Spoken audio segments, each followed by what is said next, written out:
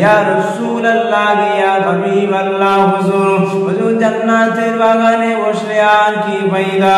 আল্লাহ নবী বলে হে আমার সাহাবা তোমরা যখন জান্নাতের বাগানে বসে যাও আল্লাহ পাকের রহমতের ফারিস্তারা আল্লাহ দরবারে গিয়ে বলে ও রব্বুল আলামিন আল্লাহ পাক আপনার বান্দারা জান্নাতের বাগানে বসে বসে আপনার নামে জিকির আজকার করেছে, আপনার হাবিবের উপরে দরুদ পড়েছে, তারা দ্বীন সম্পর্কে আলোচনা শুনেছে। আল্লাহ নবী বলে যখন এই কথা ফারিস্তা বলে, ফারিস্তা বলার সঙ্গে সঙ্গে আল্লাহ পাক বলে হে আমার মালায়েকা ফারিস্তারা তারা শুধু এই বলেছে না আরো কিছু চেয়েছে। ওই সময় আল্লাহ পাকের মালায়েকা ফারিস্তা বলে ও রব্বুল আলামিন আল্লাহ পাক ওরা জাহান্নাম থেকে মুক্তি চেয়ে জান্নাতের আশা করেছে।